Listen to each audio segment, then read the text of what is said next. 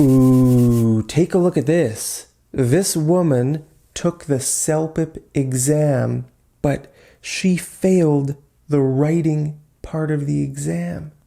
She failed and now she's depressed. And she's wondering, what can I do to increase my writing score for next time? What can you do to increase your writing score for the CELPIP exam? Well, in this lesson, I'm going to give you a tip. Hey, if you like getting tips like this, I would love it if you subscribe to my channel right down there. Okay, so the first thing I want to remind you of is that there is no pass or fail on the CELPIP exam. It just depends on the score you need. Some people need a 7, some people need a 9, some people only need a 5. Okay, so it really depends on what score you need. Okay, now the next thing I want to mention is that I have written several CELPIP books to help you practice this stuff. And these books are on my website. I'll put the link to my website right down there in the description. A lot of people have told me that these books have really helped them pass or get a better mark on the exam. So I hope you find these books helpful. Okay, now the tip I want to give you today is that you might need to improve your vocabulary a little bit. You might need to use some more advanced vocabulary if you want to get a higher score. Now, I don't mean like really, really hard words in English. I just mean very natural words and specific vocabulary. Okay, so a lot of people think they need to use really big words. Sometimes, I see people's writing and they use words that I don't even know. I don't even know. So look, you don't have to use really, really advanced words. You just need to use natural and specific words. Okay, so let's take a look at some examples. Let's say the question is asking about food or exercise. A great thing to say would be burn calories. Burn calories. This would be a very specific and very natural thing to say. Okay, if you're talking about food, let's say you say, I love eating pizza and donuts, but then I need to work hard to burn the calories. To burn the calories. Okay, some people might say use energy. You might think, if I eat pizza and donuts, I need to burn the energy, or I need to use the energy. Well, a better way to say it would be, I need to burn calories. Okay, or if the question is talking about exercise, maybe you need to give advice to your friend. Your friend wants to start working out at the gym. Okay, you might give him some tips on how to burn fat.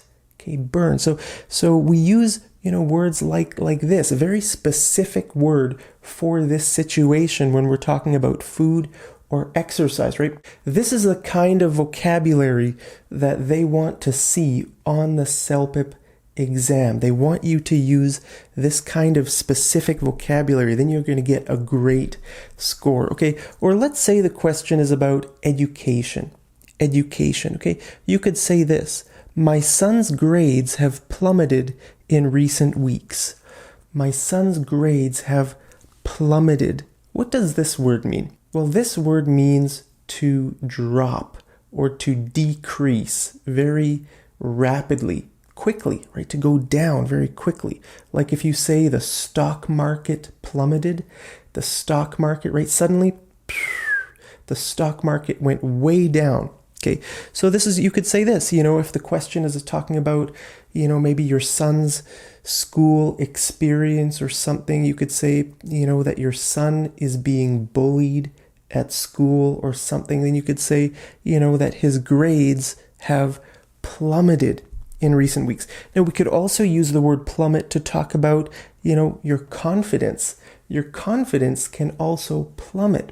Like if you ask out a girl. If you ask a girl on a date and she rejects you, then you could say, my confidence plummeted after she rejected me. Okay. Or your health can also plummet. Like, let's say you get really stressed out in college. Okay. You could say, when I was in college, when I got really stressed out, my grades plummeted, or my health. Yeah, your grades would probably plummet too, but you could say my health plummeted. Okay. Or your bank account can also plummet. Like, you could say, when I got a girlfriend, my bank account plummeted. Maybe she spent all your money. Okay, then your bank account would also plummet. Okay, so we can use this word in some different situations. Now, here's another one. Keep track of. To keep track of something, right, means to manage it, right? Like, look at this. Let's say the question is asking you whether your company should build a gym in the company, or whether it should give the employees money to find their own gym. Okay, then you could answer, one of your reasons could be this. You could say, another reason why the company gym would be a better choice is because it would allow the company to keep track of the number of employees who are actually using the program. Okay, so to keep track of the number of employees who are using the program. This would be a really good reason, if you were answering that question. So, if you don't know a phrase like this, this is what you need to use. You need to use phrases like this, phrasal verbs, maybe a few idioms. If you know idioms, try to use like at least 1 or 2 or 3 sort of higher level vocabulary words. Now, this is what I would say you should do. First, write your answer. When you see the question, the writing task, right? Think about it, then write your answer. Then, after you have written it, go back and replace simple words with more advanced words. Okay, so look at your words and try to think of some more advanced ways to say what you said. For example, you might have used words like this, good or nice or big. I mean, these are okay, but these are very low-level words.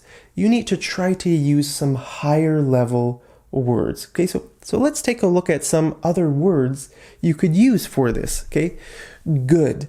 Instead of saying good food, you could say delicious food. Wow, the food was delicious. Okay, or instead of saying good grades, you could say my son received top-notch grades. My son received top-notch grades on the exam. That means very high grades on the exam. Okay. Instead of saying a good driver, you could say my brother is a proactive driver. Proactive means very prepared, a very good driver, very cautious, right? He always knows, what's happening on the road. Or take a look at this, nice. Instead of saying a nice sunset, you could say an exquisite sunset. Wow, the sunset yesterday evening was exquisite. It's really, really nice. Okay, or instead of saying someone has a nice personality, you could say they have a charming personality. Wow, she had a really charming personality. Okay, or instead of saying nice haircut, you could say magnificent haircut. I found a new barber and the barber gave me a magnificent haircut. That means really, really nice. Okay, or look at big. Okay, instead of saying a big ship, you could say a gigantic ship. A gigantic ship. Like if the question is talking about a cruise, going on a cruise, you could say the ship was gigantic or enormous, right? Different words for big, right? So instead of saying a big cost, you could say outrageous cost. Outrageous. Okay. Building a new airport in the city would be an outrageous cost. Outrageous, okay? Or, instead of saying a big investment, you could say substantial investment, right? Like you could say, although building a new airport in the city would be a substantial investment, I believe it would pay off in a few years. Okay, a sentence like that would be great on the CELPIP, right? Although building a new airport would be a substantial investment, I believe it would pay off within a few years. Okay, so this is what I would say, right? Write your answer. It's very important that you finish your answer. If you don't finish, well, that's really bad, right? Because, then the CELPIP people, they don't want to read one paragraph. They want to read the whole answer. So I don't know what they do, if they only get like half an answer. Don't let that be you. Finish your whole answer. Okay, then go back and replace the simple words with more advanced words. That's what I would say. Okay, I think if you have good structure, good arguments, and high-level vocabulary, I think you'll get a really good score on the CELPIP exam.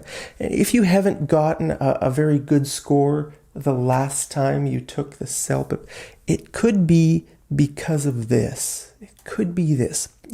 In my books, I teach you hundreds and hundreds of high-level words, right? In my speaking book, writing book, and reading book, you will learn so many words that are very specific to that situation, very natural words. So, like I said, my books have helped a lot of people. I hope my books can help you. But if you want to learn this kind of vocabulary, my books are really the best place to do that. But hopefully I can make more lessons on CELPIP in the future as well. Hey, let's do some homework. Take a look at this phrase here. Several employees can share rides to work. Okay, let's say you're answering a question about, I don't know what the question could be, but employees, right? One of your arguments is that employees could share rides to work. Okay, look at this. Share rides. We have a very specific word in English for this. It's just only for this situation, okay, where people share a car to work. One day, one person drives, then the next day, the next person drives, and it's a very specific word. It's one word. Okay, do you know what that word is? That would be perfect to put here. Okay, several employees can, instead of these two words, you could use that specific word. I won't tell you what it is.